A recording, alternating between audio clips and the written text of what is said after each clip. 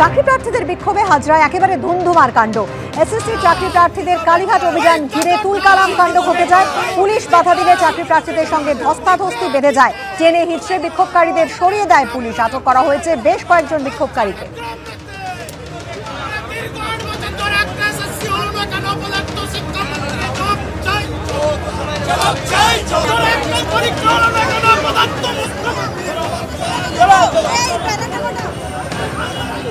চাকরি প্রার্থীদের বিক্ষোভে হাজরার ছবি আপনারা দেখতে পাচ্ছেন। তুলকালাম কাণ্ড ঘটে যায়। এসএসসি চাকরি প্রার্থীদের কালীঘাট অভিযান। পুলিশ বাধা দিলে চাকরি প্রার্থীদের সঙ্গে ধস্তাধস্তি, টেনে হিঁচড়ে চাকরি প্রার্থীদের সরিয়ে দেয় পুলিশ।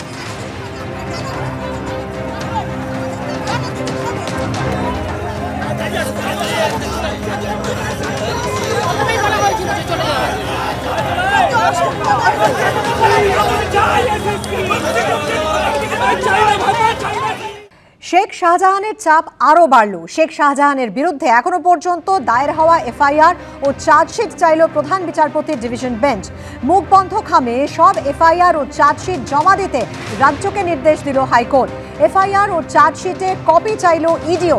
বাকি মামলা তো আর্থিক দুর্নীতির নয়, তাহলে সেই এফআইআর ও চার্জশিটের কপি নিয়ে ইডি কি করবে, এমন প্রশ্ন রাজ্যের তরফ থেকে তোলা হয়।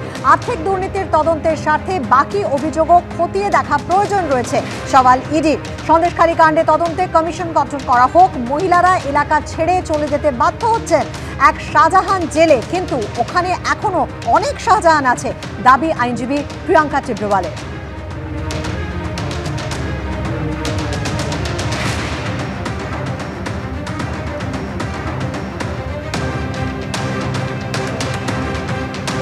শেখ শাহজাহান কি তাহলে আরও চাপে? তার কারণ শেখ শাহজাহানের বিরুদ্ধে এখনো পর্যন্ত দায়ের হওয়া এফআইআর ও চার্জশিট চাইল প্রধান বিচারপতির ডিভিশন বেঞ্চ এবং মুখবন্ধ খামে সব এফআইআর ও চার্জশিট জমা দিতে রাজ্যকে নির্দেশ দিল হাইকোর্ট।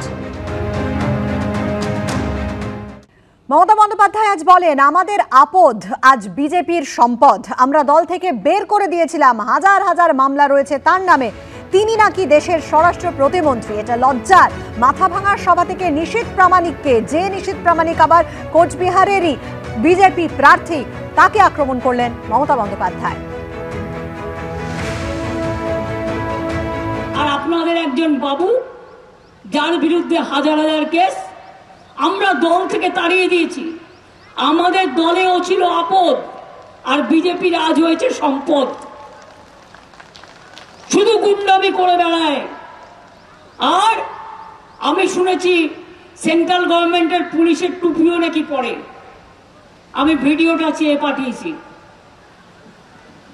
4-5 গাড়ি পুলিশ নিয়ে ঘুরে বেড়ায়। কদিন আগে উদয়ন গুহকেও অ্যাটাক করেছিল।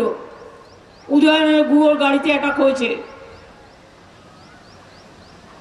আসামের সাথেও কানেকশন। আসাম আমাদের ভাই বোন, কানেকশন থাকাটাকে আমি অস্বীকার করি না। কিন্তু বাবু, আমি একটু বলবো, তোমার বিরুদ্ধে কি কি কেস আছে, কত কেস আছে, আমি দিয়ে দেবো লোকাল লিডারদের কাছে। আমার কাছে সব নথিবদ্ধ করা আছে। তুমি আজকে নাকি স্বরাষ্ট্র হোম মিনিস্টার। লজ্জা লজ্জা লজ্জা। দেশের লজ্জা, দেশের কলঙ্ক। গণতন্ত্র কলঙ্কিত হয়েছে।